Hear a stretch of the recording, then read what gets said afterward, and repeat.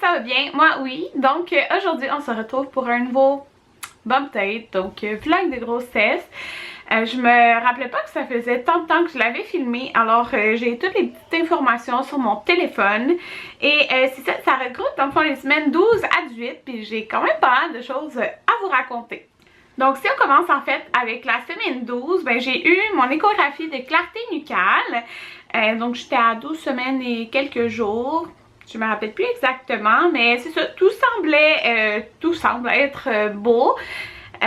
Puis c'est ça, nous on savait déjà le sexe à cause de la prise de sang que j'avais fait. Puis je l'avais dit comme à la technologue. Puis c'est ça, puis elle disait, ouais, ça semble être une petite fille. Mais tu sais, quand ils font des prédictions à 12 semaines, on se suit jamais là-dessus. Mais bon, moi à cause de la prise de sang, j'étais déjà fixée sur ça. Fait que ça, c'était le fun. C'est fou à quel point Amanda bougeait vraiment beaucoup dans mon ventre. Il n'y a aucun autre de mes enfants qui bougeait autant que ça à cet écho-là. C'était complètement fou. C'est ça, fait qu'elle bougeait beaucoup. Puis, j'ai jamais eu un visage aussi défini. Les photos qu'elle m'a imprimées, là, c'est fou. On voyait vraiment son profil. Puis, moi, je trouvais que juste le profil qu'on voyait, on dirait vraiment que c'était une fille. Genre, on dirait que c'était des traits plus doux et tout ça. C'est complètement fou, là. Je trouvais qu'on voyait vraiment super bien. Puis c'était une échographie normale, là, pas une 3D. Donc, dans la 12e semaine, j'ai eu ma première vraie rencontre en maison de naissance. Donc, pas la rencontre d'information, mais vraiment la première rencontre. Fait que normalement, c'est la première visite que tu rencontres ta sage-femme.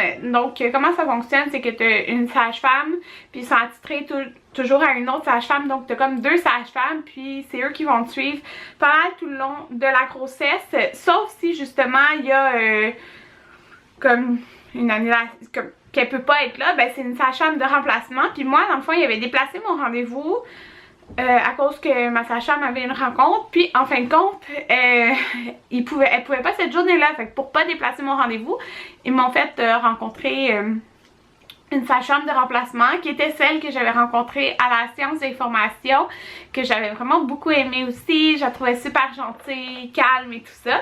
Puis dans le fond, là, j'ai écrit qu'est-ce que j'ai fait au premier rendez-vous. Donc, c'est beaucoup de questions par rapport à nos familles et tout ça. C'est la même chose qu'un suivi comme au médecin, dans le fond, pour le premier rendez-vous. J'ai fait la prise de sang, puis qu'est-ce qui est le fun en maison de naissance, c'est qu'ils font la prise de sang là, donc j'avais pas besoin d'aller dans un centre de prélèvement pour faire les prises de sang comme mes autres grossesses. Donc elle a fait ma prise de sang, puis qu'est-ce qui est bien aussi, c'est que c'est toi qui décides quel test tu veux avoir. Donc elle avait une feuille, puis elle cochait les choses. Donc moi c'est ça, j'ai quand même noté mettons des maladies que, exemple, je pourrais avoir, comme je suis hygiéniste dentaire, puis je travaille avec des personnes, je travaille avec du sang, de la salive, tout ce qui peut être contaminé par des maladies quelconques. Même si j'ai des gants, ça peut voler dans l'œil, même si j'ai des lunettes ou des trucs comme ça. Fait que j'ai quand même coché beaucoup de choses. Puis c'est ça, donc ça c'est le premier rendez-vous. Puis il y avait un test aussi avec le pipi. Puis c'est pas mal ça, ouais, c'est ça que j'ai écrit. Puis la pesée est non obligatoire, donc il n'y a pas une pesée dans la salle où qu'elle te voit. La balance était en dehors, puis dans le fond c'est à ta guise de te peser ou pas. Ce que je trouvais quand même bien, parce que moi ben, j'ai jamais eu de problème à me peser chez le médecin et tout ça. Puis peu importe si le médecin me dirait tu prends trop de poids ou t'en prends pas assez, comme tu sais toi qu'est-ce que tu manges et tout ça.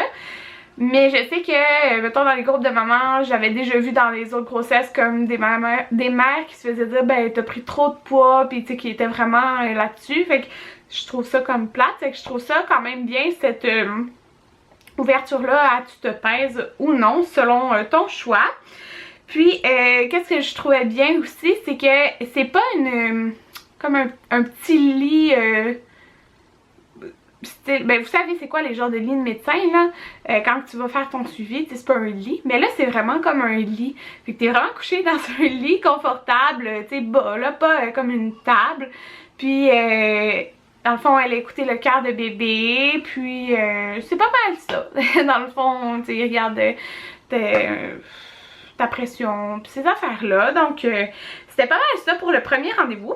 Puis là, je vous ai écrit les symptômes un petit peu pour toute la période parce que ça a comme pas vraiment changé. Dans le fond, à partir de 13 semaines, j'ai vraiment eu un regain d'énergie, beaucoup moins de fatigue, puis mon Dieu que ça fait du bien parce qu'avant, je voulais juste comme dormir en tout temps.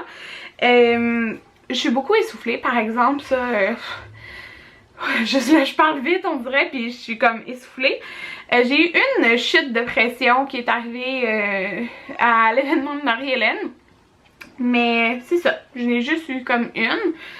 C'est pas ça pour vrai côté symptômes. Là, on passe déjà à la 17e semaine parce qu'en fond, il s'est rien passé de spécifique entre les autres semaines. Donc ça, c'était ma deuxième rencontre avec une sage-femme. Puis je vais vraiment vous en parler. Là, j'ai rencontré ma sage-femme, dans le fond, attitrée.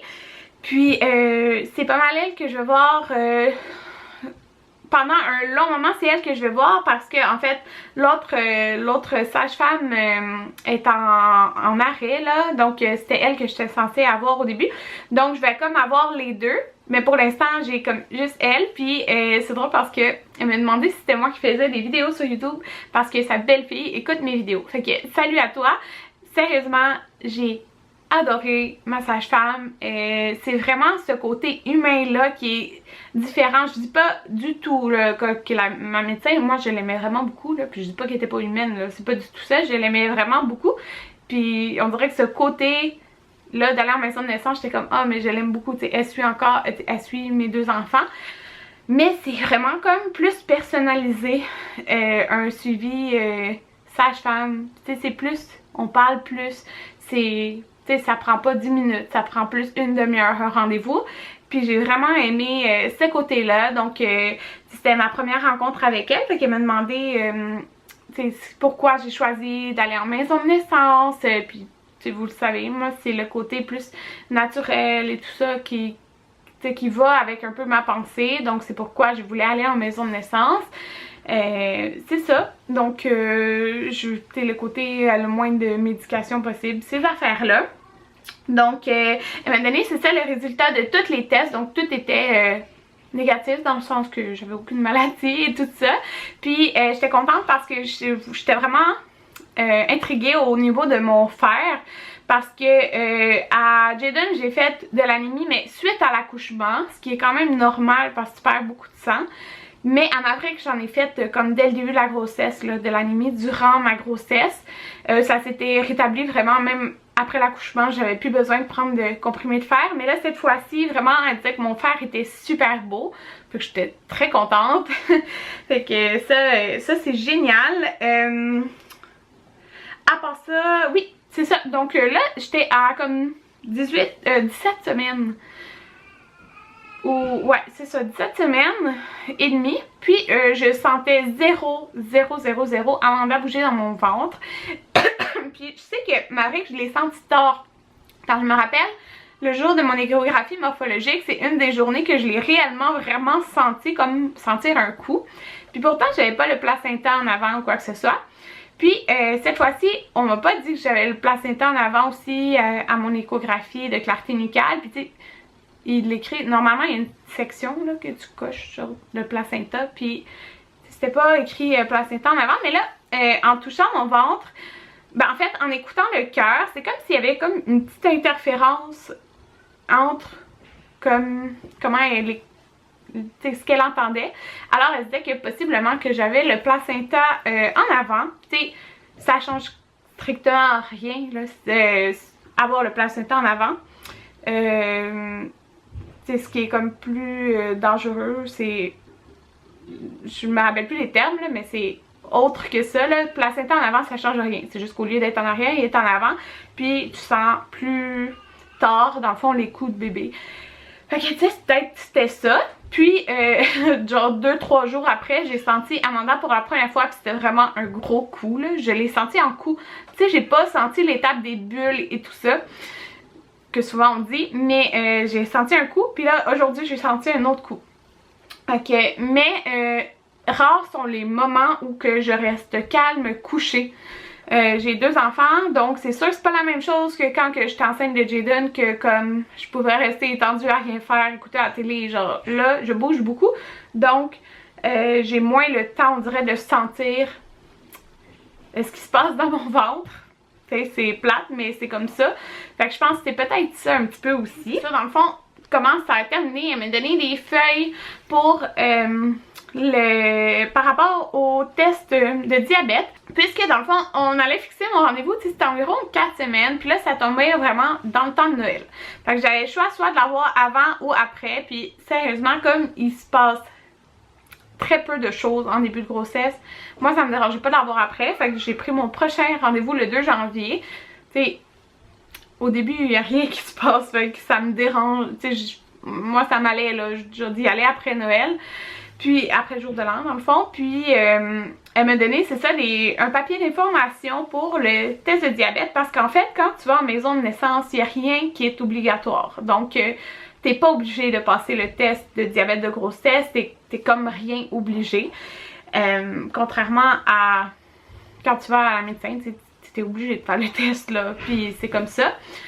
Mais moi, je veux le faire pareil là, dans le sens que il y a des risques, exemple si t'as du diabète de grossesse, là c'est sûr je n'ai pas fait mes deux grossesses, mais ça se peut en faire comme aux autres, mais bon c'est ça, fait que moi je vais quand même le faire, mais je trouve ça bien que t'es comme rien obligé de faire. Donc c'est ça, c'est pas mal ça que j'ai à vous dire. Là je vais être je suis comme à 18 semaines et demie. Mon échographie morphologique est comme dans 1 semaine et demie. Fait que j'ai vraiment hâte de voir Amanda. C'est ça. J'ai hâte aussi de commencer sa chambre. J'ai partagé des petites photos sur Instagram de mes inspirations et tout ça.